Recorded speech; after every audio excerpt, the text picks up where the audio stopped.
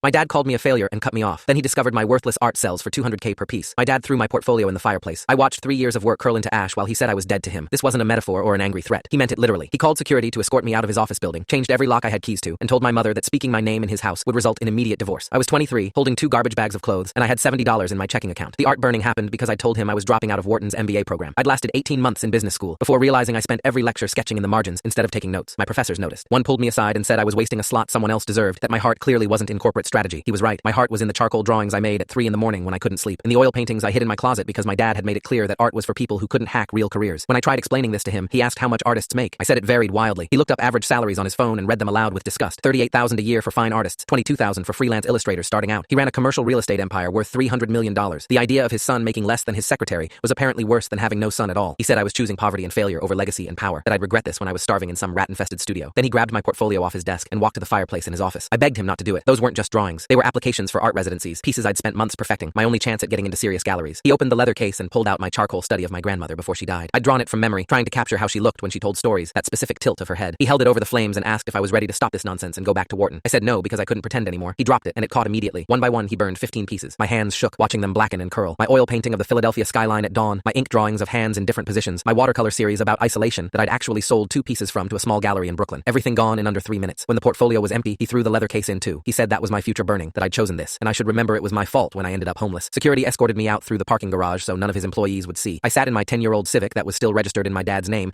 and realized he'd probably report it stolen soon. I drove to my apartment near campus, but my roommate texted that my dad's lawyer had already called the landlord. My name wasn't on the lease because dad had been paying my rent directly. I had until end of day to clear out. I packed everything I owned into garbage bags and called my girlfriend Stephanie. She said her parents wouldn't let me stay with them because my dad had called and told them I was having a mental breakdown. My younger brother Ethan texted me around midnight. He said dad had gathered the whole family and announced I'd made my choice. No one was allowed to contact me or help me in any way. Mom had cried but agreed. Ethan was 17 and terrified of dad, so he couldn't risk helping either. He said he was sorry and that he hoped I figured things out. Then he blocked my number because dad checked his phone regularly. I sat in my car in a Walmart parking lot reading that text over and over, understanding that my entire support system had evaporated in 6 hours. I slept in my car that first night with everything I owned piled in the backseat. The next morning, I drove to a coffee shop and used their Wi-Fi to look for jobs. I had no degree now, no references because all my internships had been at my dad's company, and no permanent address. I applied to 43 jobs that day. Restaurant server, retail associate, warehouse worker, anything that was hiring immediately. I got 3 responses asking for addresses and references. By day 3, I was rationing protein bars and refilling my water bottle at gas station bathrooms. I finally got a job at a call center that paid $11 an hour. The orientation was 2 days long and unpaid, but they said I'd start regular shifts after. I showed up every day in the same clothes, washing them in gas station sinks at night. The other trainees noticed, but no one said anything. On my second day, my car got towed from the apartment complex parking lot where I'd been sleeping. My dad had reported it stolen just like I'd thought. I couldn't afford the impound fees, so I lost the car and everything in the back seat I hadn't carried into orientation. When I showed up late on day 3 because I'd had to walk 4 miles, the supervisor said I was clearly unreliable and they couldn't offer me the position. I stood in that fluorescent lit break room and felt something crack inside my chest. I was homeless, Carlos, and nobody would hire me because I looked and smelled like someone who slept outside. Full story on my channel and linked below.